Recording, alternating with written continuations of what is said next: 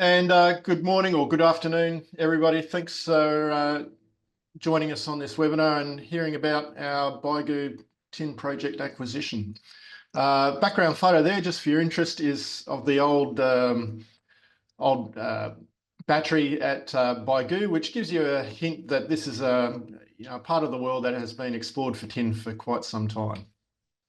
All the information here you should reference in the announcement that we released yesterday on the project. Further details in that announcement.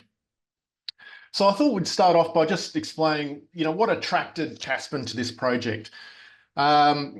It's probably a little bit out of, probably to some people it seems like it's come from a bit out of left field. And I guess to some extent it did, but the more we got into the project and understanding it, the more we liked it. And it really comes down to these five factors. And it's firstly high-grade mineralisation, not just compared to other tin projects in Australia or around the world, but also just in terms of the value. And we'll talk about the value of tin versus other commodities later. But we think that in any project, grade is such an important factor to a viable project. And I think this is, has some demonstrated high-grade mineralisation, which really speaks to the potential of the opportunity. It's very much an exploration project, but we're also exploring something that hasn't really been explored for best part of 30 or 40 years. And then there was a large hiatus of exploration over the past 40 years. And that creates an opportunity in itself. So we're expanding the exploration search space, if you want to put it into those sort of terms. We've got a different sort of style of mineralisation to what has previously been explored for, and we've added more ground to that opportunity as well. So there's plenty of opportunities for discovery. Now, one of the other important aspects about tin mineralisation is that tin can come in a variety of minerals, but really there's only one important mineral that can be viably processed, and that's cassiterite. It's a tin oxide. It can be processed easily because it's very heavy, so it lends itself to gravity separation techniques. And in fact, that's how people, artisanal miners can mine tin around the world, because it is quite easy to separate from the gangue. In contrast to those artisanal miners, though, we're obviously in a first world jurisdiction. So if you believe in, the broader macro fundamentals for technology metals, of which tin is certainly one, then you want to be mining these sort of metals from first world jurisdictions with high environmental and social standards. And that contrasts against the rest of the world. And as I've just alluded to, the commodity fundamentals for tin, based on that electrification thematic, are very strong. So it's not just a supply and demand scenario, but it's a future-facing metal as well. And we'll get into that in some more detail. So for me, that was pretty compelling, and I guess we recognised the opportunity quite quickly and tried to move as quickly as possible to secure this project. So just a little bit more background on the project. A lot of tin around the world is mined in Southeast Asia. China is one of the largest producers. Indonesia, Malaysia, and until recently Myanmar, with lesser production in Central South America and a little bit in Africa as well. Interestingly, tin is on the Australian Strategic Materials List, and importantly on the Critical Minerals List in US, fundamentally because there's zero production of tin in the US. So it gives you exposure to some of those sort of government kind of funding schemes that are out there to enable these sort of projects to come into production. If you're not familiar, tin is primarily used in solder. There's some other elements of other metals in there, silver and a little bit of copper. So solder is basically what connects circuit boards together. So semiconductors or chips on circuit boards is all joined together by solder, which is primarily tin. So if you see a world out there that's going to be more and more electrified, then tin is an essential metal for making that happen. And I guess, you know, it's a similar sort of thematic to copper. But as you can see on the chart there, tin's roughly about 3 times the copper price. So I guess that's kind of something interesting to keep in the back of your mind when we go through some of the project numbers, some of the previous exploration, the drilling numbers. Use copper as a reference, and, you know, make up your own mind as to whether you think the grades are high grade or not. Now, Evie, I've just gone slightly off piste here. I just shuffled up the order of the presentation compared to what's on what's been lodged on the ASX this morning. This is just a chart of recent history of tin. Tin has actually been around for centuries and been used as a metal since medieval times. I guess what I just wanted to highlight here was that when the tin price crashed in the early to mid 80s, it pretty much wiped out exploration for any kind of tin at the Bygoo project for the next 30 years. And in fact, probably every tin project across Australia during that period of time. So from the early 80s through to the early 2010s, zero exploration. And that's just remarkable. I find that extraordinary. I mean, think about the discoveries that have been made in other metals in that time. We've had 2 massive gold bull runs. You know, lithium has come on board, iron ore has gone bonkers.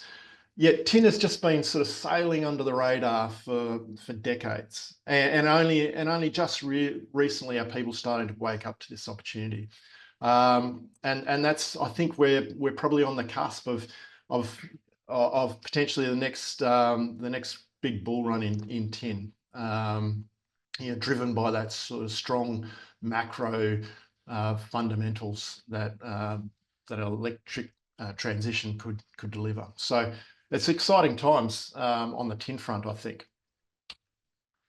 Now, the Bygoo project, sort of central southern New South Wales, part of the Wagga tin belt, if you want to consider that, surrounds the old Ardlethan tin mine, which was at one point the largest mainland tin producer in Australia. I've actually been to Ardlethan. It was a second-year field trip for me back in the early 90s. Stood on the edge of the pit and wondered about it. We surround, so that mine that was mined by Aberfoyle until 1985 is sort of on a care and maintenance. It's owned by some private entrepreneurs.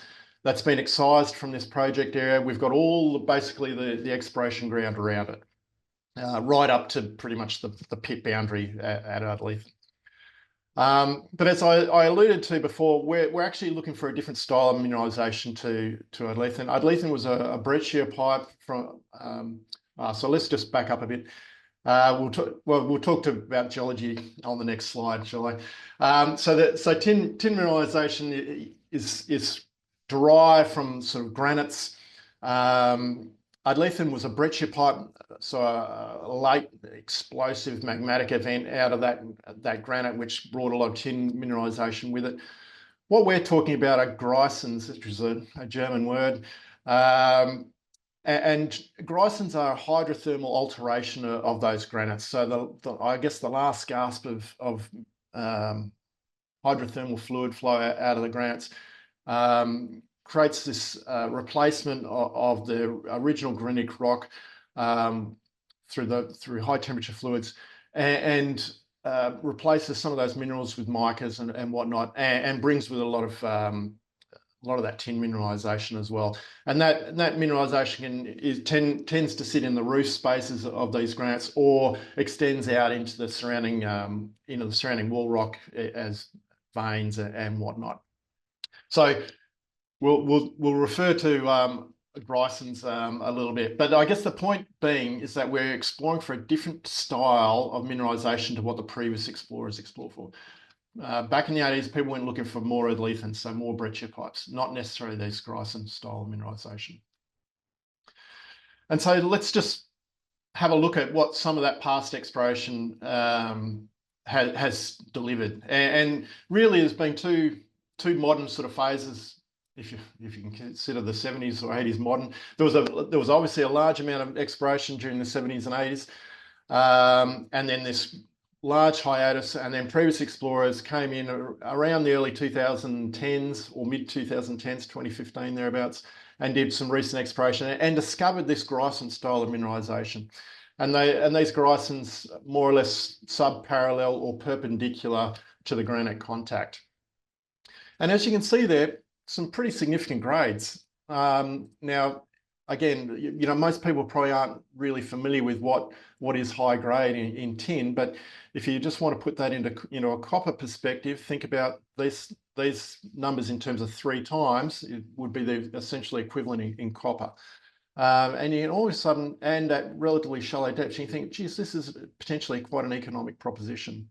And that's really what's captured our imagination. This is just a series of sort of highlights from the Bygoo North area. There's at least 5 Grisons that have been identified there. We'll just go to a section. Well, all pretty much these Grisons hosted within the granite, open at depth, open along strike, so open in every direction, limited only by the amount of drilling so far. So all we're looking at here is the sort of more recent exploration. There's a swag of exploration data from the 70s and 80s that we haven't really even gotten into yet. It's mostly open file data that we haven't really compiled into a database that we're satisfied with, and that will be something to do over the coming weeks. So high grade mineralisation, shallow depths, and all open. That's a great exploration story right from the word go. There's a couple of other examples from this Bygoo North area. All open, and I guess there's potentially broader lower grade zones, but I guess what we really want to focus on is where the continuity of these high grade shoots are. But it's not just Bygoo North. Like I said, we're expanding the exploration horizon here. There's at least 20 kilometres worth of granite contact on the eastern side of the Ardlethan granite that we know has mineralisation. There's hundreds of scattered historical workings along that contact. Massive gaps in the drilling database. So we can use some of that historical work to help guide us, but I think there's a massive opportunity to find new deposits here that haven't had any exploration whatsoever. And I guess where there is some sort of cover here, but in modern times, the cover that we're dealing with is next to nothing. A lot of the drilling, going back to, sorry, I'll just go back a slide or two. That's probably the extent of the depth of some of the drilling. The drill holes there, 180 meters. That's probably 150 meters vertical. That's about the deepest it gets. I'm not even sure if we need to do that sort of level of drilling on some of these early stage kind of prospects. I think we'll find some potential tin mineralisation just beneath the surface.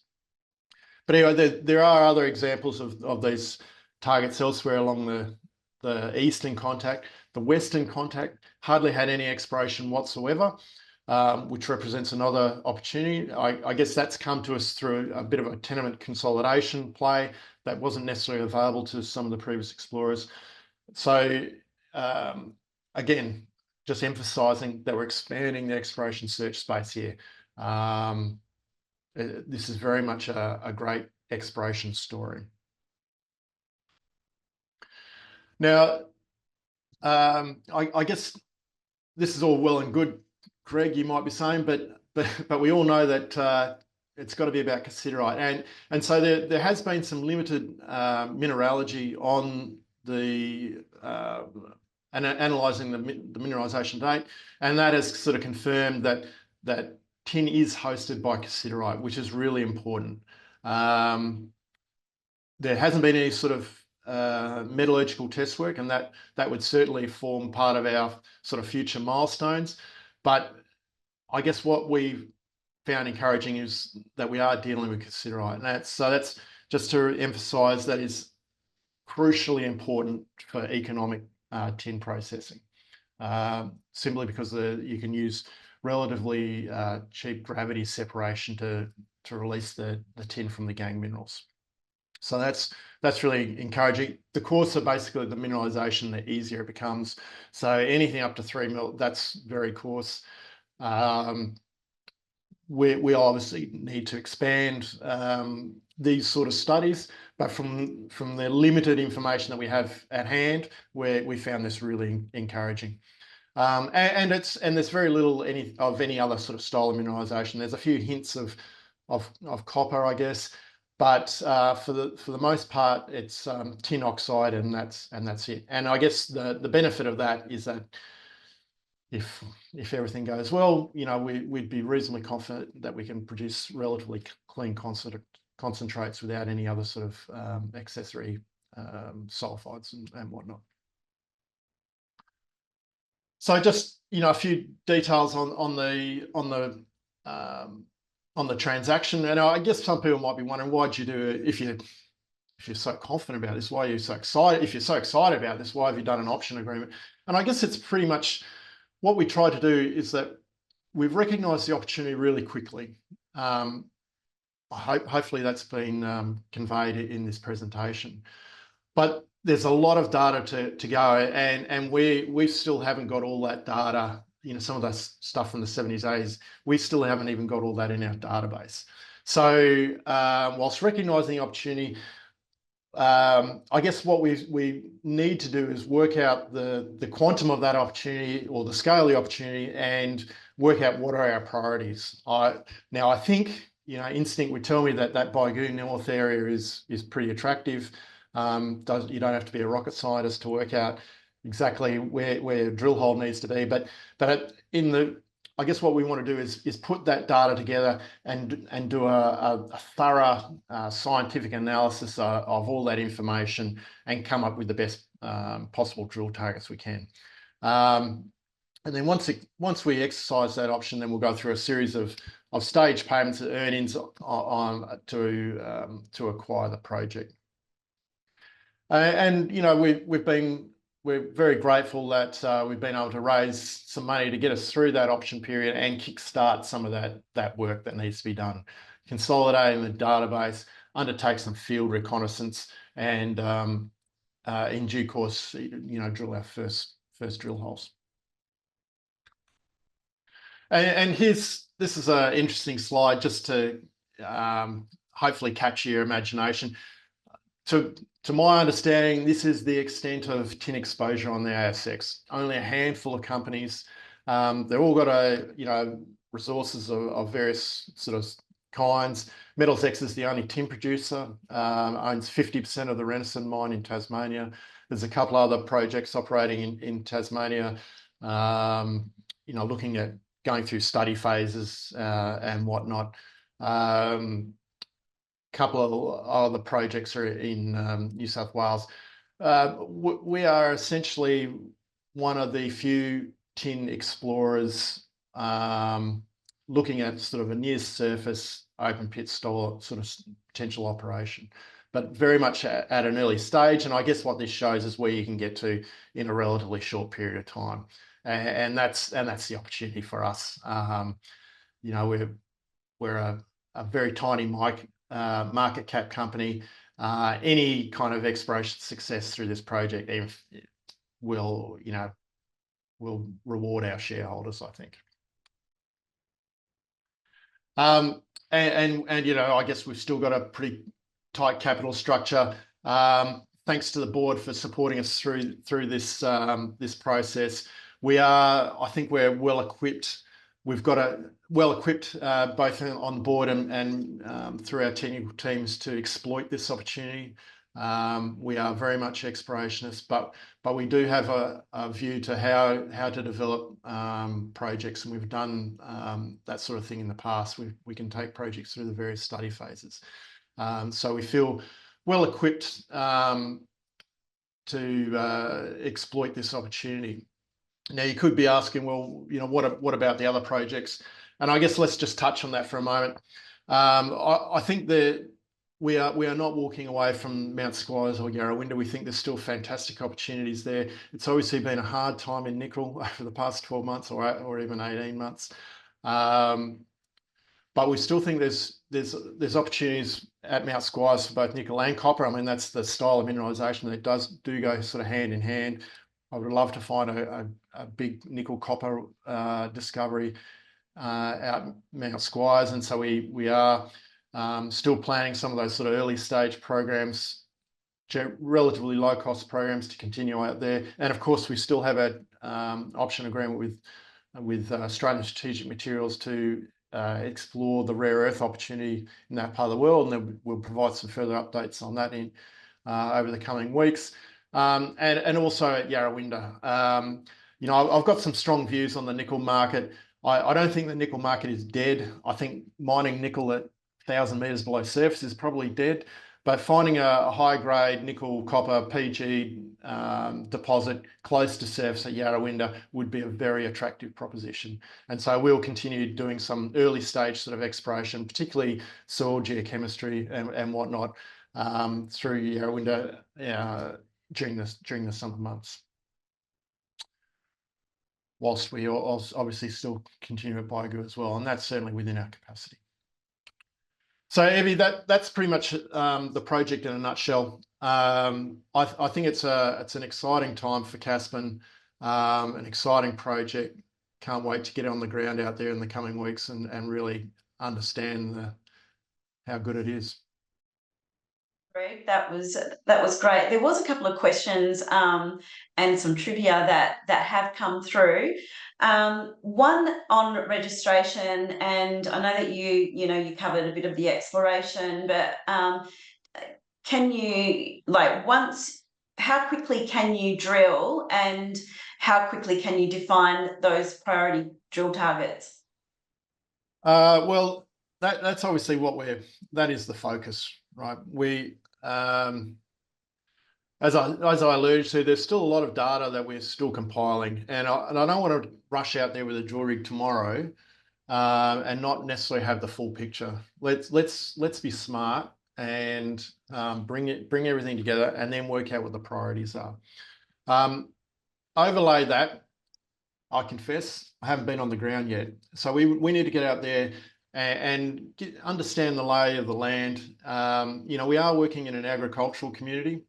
Some of the Bygoo North prospect is in bushland, but other parts are in farmland, and obviously it's cropping season. So we need to understand what we can and can't do without sort of rushing in there and not being able to deliver, basically. So give us time. That's what the option period is for. I think we're going to find lots of little nuggets in the data as we compile it, and I think it's going to become a more and more compelling story as the time goes on. So, but obviously we are working towards drilling some of this as soon as we can, and having better understanding of that mineralogy as well. So it's definitely what we're working towards, and we're trying to do it as quickly as we can. Just on that, nuggets, is there any existing drill core, and can this be tested at Tomra? Oh, so yeah, interesting. So, well, when I said nuggets, I mean nuggets of information. Oh, right. But in terms of nuggets, as in coarse tin, yeah. So look. So for people who don't understand what Tomra is an ore sorting business, so ore sorting is a way of pre-screening your ore to extract the mineralized rock from the waste. And so you do a pre-processing upgrade. And this sort of style of mineralization lends itself to that ore sorting beautifully. And in fact, Metals X or Renison Mine actually has, I think, 3 trains of TOMRA ore sorters in the process plant. You know, shareholder investors can go and read about this themselves. But you know, some of the other players are out there looking at TOMRA ore sorters as well to upgrade their mineralization prior to processing. And there's lots of, well, one benefit is you reduce the size of the process plant required up front. So instead of treating, say, 1 million tonnes of ore per annum, you may only need to treat 200,000 tonnes of ore, you know, and so therefore you shrink the size of the plant and shrink the capex required. Now, probably the key to making that ore sorting work is the coarseness of your mineralization, of that actual cassiterite. The coarser it is, the easier it is to separate. And I think, you know, that would clearly be another opportunity for us as well.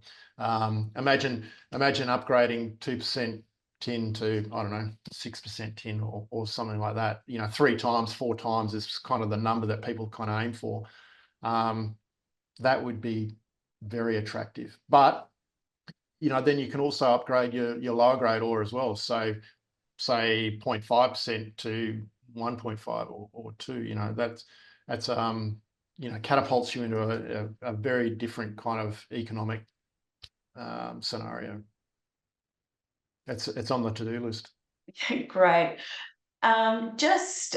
Just on tin, the little bit of tidbit of trivia that came through was tin has been used since the 1500 BC. It is one of the components of bronze, hence the Bronze Age. So thank you for our attendee for giving me that information. Appreciate it. I did say a very brief history on tin, very brief. It goes back and just a couple of other questions that have come through, just on what are the plans with Mount Squires and Yarrawinda? You know, looking at monetizing those assets or partnering. Are there any partnering opportunities? Yeah, well, look, I guess, you know, in this case of Mount Squires, we've already sort of started that kind of process. That's why we got ASM, Australian Strategic Materials, in to assist with rare earths. I think the rare earth opportunity at Mount Squires is super interesting, simply because of the heavy rare earth mineralization that we've found so far, dysprosium, terbium. So we will always look at ways to advance projects, whether that be through joint ventures or doing things ourselves. You know, the West Musgrave is a fantastic frontier, plenty of opportunities. We've still got some gold opportunities out there as well on Mount Squires. I don't want to sort of preface where we're going with that, but rest assured there are still opportunities available to take those projects forward. So we're not in a hurry to offload them, if you like. I think they still have an enormous amount of value, strategic value, both Yarrawinda and Mount Squires, and, you know, we'll assess, you know, the best way to take those forward, you know, in due course. And just one more question that came through, and I'm not sure I understand. When will the capital raise be announced? Well, the capital raise has been announced. Yeah. We raised 1.6 million. We actually heavily oversubscribed, thanks to the new and existing shareholders that participated in it. You know, that gives us you know, the flexibility to do what we want over the next 3 months of this option agreement, and probably thereafter to some extent, if we choose to exercise. So I think we're going to be reasonably well placed for the next 3 months or more. And that's it. Is there any more questions, or just give everyone few more seconds to submit any more questions. I don't think there's any. I think that's it. That's it. Right. Thank you so much. Thank you everyone for attending. Thanks everyone for joining.